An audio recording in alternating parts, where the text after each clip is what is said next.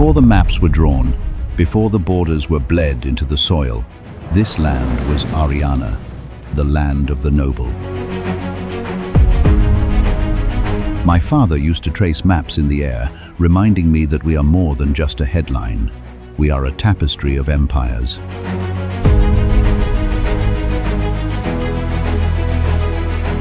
We saw Cyrus the Great bring order to these satrapies. We saw Alexander the Great march through our valleys, blending the east and west. Then came the Maurya Empire, where Emperor Ashoka turned our mountains into a sanctuary for Buddhism long before the world knew our name for war. Then the storm came. Genghis Khan swept through like fire, followed by the Mughal Empire, where queens like Nur Jahan, governed with a grace history, tries to forget. Then the British Empire arrived, playing their great game, negotiating, taking, and leaving our gold behind glass in their London museums. I remember the smoky tea houses of Chicken Street, cardamom in the air, my father's shiny new Chevy, Sinatra on the radio. We were a kingdom stepping toward the future. But the Soviet Union didn't stop at the border. One night, the kingdom cracked.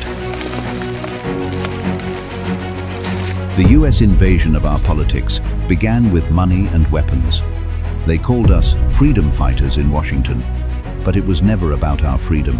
It was about defeating an enemy without paying an American price.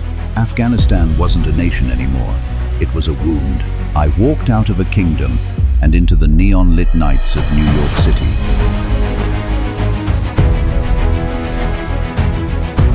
A Muslim boy searching for truth in a world that only saw me as a refugee.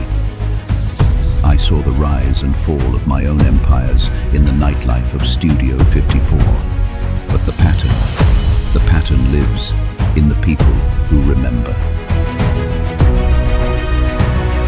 I tasted the golden breeze of California and found myself standing on the red mesas of the Navajo Nation, learning that some patterns can never be burned.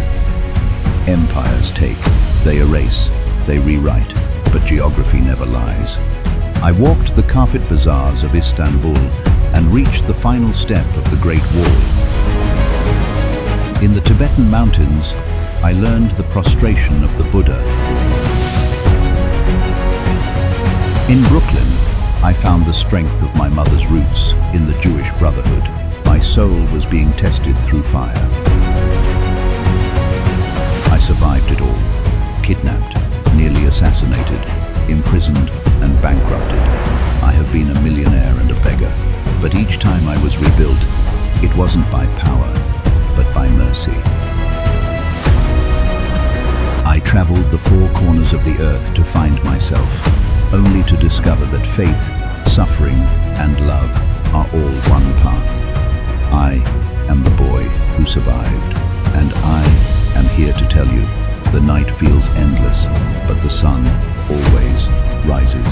I am the Prince of Chicken Street, founded in 3000 BC in Kabul, Afghanistan.